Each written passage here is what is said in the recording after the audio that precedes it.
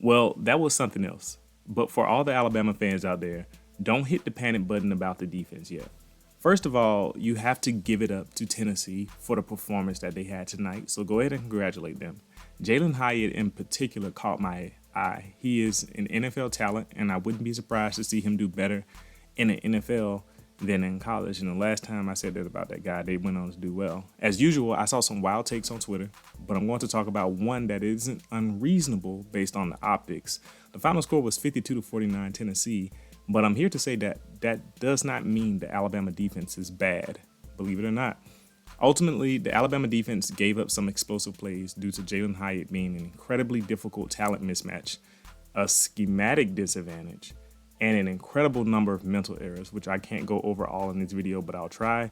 If Alabama fixes the last of that list, they probably win this game, and I'll show you what I mean by highlighting a couple of plays. The first issue that set the stage for everything else is that the Alabama defense had trouble stopping the run versus Tennessee, which influenced what formations they were able to run schematically. So when Alabama was running its nickel and dime defense, Tennessee was able to block them well and get some nice yardage on the ground, ultimately ending with 182 yards at the end of the day with I think 4.7 yards per carry or something like that. On account of that, so that started the snowball effect, the Alabama defense had to play a heavier nickel package and dime package. By heavier, I mean that instead of having more traditional cornerbacks on the field, they had safeties at nickelback and sometimes dime back. Due to that, they had to play safeties on some of Tennessee's best receivers, and that created mismatches all night. The problem is there was no easy way to fix this, as some fans will lead you to believe. So when some fans were saying that Alabama's scheme was lacking, it was more so of the fact that Tennessee's personnel was so good that Alabama didn't have a perfect solution for their scheme. You either put out better and faster cornerbacks to play the receivers better, but give up everything on the ground, or you put bigger DBs on the field and have serviceable pass coverage, hopefully, but better run defense, hopefully. To Alabama's credit, who and what the fans don't seem to recognize is that Alabama's adjustment did work for a bit. That's how they went from 28-10 to 28-all. The problem is that Josh Heupel and Tennessee were able to adjust again and get some breakdowns on Alabama's coverage. The interesting part for Alabama is that this was not as bad as it seems for a future standpoint in terms of whether or not they can have success. The Alabama safeties, if they were still playing the wide receivers just a little bit better, then the big plays would have been limited. I'm going to explain that. While Hyatt was definitely a talent mismatch for DeMarco Hellams in particular, if DeMarco Hellams just played his assignment a little better, then those big plays would not have happened. This is the part that a lot of people don't recognize or don't want to acknowledge. I am personally a very process-oriented analyzer rather than a results-oriented analyzer. So a lot of my opinions tend to rub people the wrong way because it doesn't justify their conclusions based on the result of the game. I'm always analyzing the craft and the technical aspects of what works and what doesn't work. And because of that, I believe I have better conclusions as a result. I'm better at seeing the end goal. So coupled with the Hyatt mismatch on Hellams, the Tennessee offensive line nullified the Alabama pass rush for most of the night. Tennessee probably picked up the Alabama rush better than any team over the past 2 years. And some fans may say, well, we could have rushed them a little bit better or a bit more blitzes, maybe. But either way, Tennessee picked it up, and Hooker was well protected all night. On a lot of those deeper throws to Hyatt, Hooker had 3 or more seconds to throw the ball.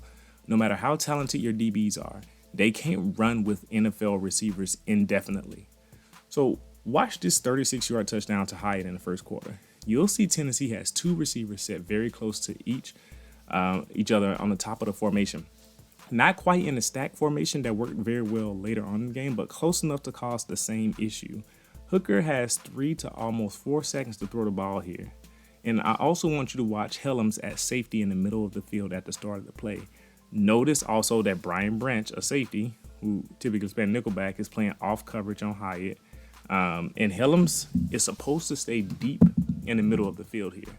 It's a natural bracket on Hyatt. Unfortunately, Hellams hesitates way too much on the fake handoff, and Hyatt is already gaining ground on his position. There's no way Hellams should have been behind Hyatt on this play if he played his zone with discipline here. He needs to trust the front seven to handle the run, which, albeit they were giving up some, while playing his responsibility correctly. If he does this, Hooker does not throw that deep ball, or at the very least, it would have been a contested ball, which would have given him a better chance. So we're going to see a very similar thing here in the fourth quarter. Hooker has at least 3 seconds to throw with a very clean pocket, and we have 2 wide receivers set far right in a stack formation at the bottom of the screen. So here's that stack formation that they kept showing. Alabama is playing its traditional pattern match zone concept, which they did in the last play too, which typically works well for these types of plays. Unfortunately, Malachi Moore is one of the DBs playing corner here, which means he'll be the one to draw the harder assignment of Hyatt. They execute the pattern match well, and Moore plays outside technique here so as to push Hyatt's route inside to the seam, because we're expecting safety help here. The safety is once again DeMarco Hellams, and Hellams is once again supposed to be playing deep middle here. To his credit, he was deeper than he was in the first quarter. The problem this playing 2A from Hyatt. Hyatt on the nickelback is the mismatch that Tennessee knows it can exploit with the pattern match zone concept. Hellams should have been hugging the seam Hyatt was playing much tighter in order to dissuade Hooker from throwing there, or at the least creating a contested ball. Once again, technically, Hyatt could have been bracketed here, but the DBs left this seam too open. Hellams should know that Hyatt is too fast for him to be playing at almost an even level, like running with him step by step. He should be on top. Hellams has to make sure he is on top of Hellams before he catches the ball. And so I'll actually give you a little bonus, because this is not something that I typically do. I'm going to offer an alternative solution to the issue of the stack formation pattern match zone abuse here that Tennessee was doing. Pattern match zone is supposed to have the DB play man coverage on the wide receiver that comes into their zone. That way you can't get crossed up on crossing patterns and other routes like it, where they use motion to kind of move you out of the way, where the goal is to cause the DBs to basically jumble and kind of mess up. Tennessee knew this and used the stack formation against the pattern match so that they can run Hyatt into the nickelback zone, which was a safety. They knew that now. One thing that I would have thought to try is to pass off the Hyatt route to the cornerback zone every time. Now, I want y'all to know that's way easier said than done, and I'm not sure how it can be cleanly executed mid-game especially, but that might have helped some with the speed mismatch. Again, though, I can't think of a clean way to make that happen. I do not envy the position that Saban and Golding were in this, or Golding were in this situation. I believe they did what they could while in the middle of this game. This is why I don't like to criticize or try to tell us what a coordinator should or shouldn't be doing in a game. All that to say, Hendon Hooker had 12.8 yards per attempt on Saturday. But if Alabama plays him properly by neutralizing those 3 very long pass plays to Hyatt, so not even all of them, just the 3 long ones, he would have had a 7.8 yards per attempt instead, which is much more consistent with the rest of the plays we saw throughout the game. That takes his stats from a Tua and Kyler Murray college level performance to just a normal good or above average college level performance, which will make this game look very, very different. Also, sure enough, when Alabama did get pressure on Hendon Hooker, he threw the ball high, and DeMarco Hellams comes up with a great diving interception on the play. This goes to show how much a great pass rush can make the difference when the battle is going on between your secondary with a very talented wide receiver. Time is very, very important. This is all to say you shouldn't be panicking about the Alabama defense. The defense is not bad, and that's my whole point.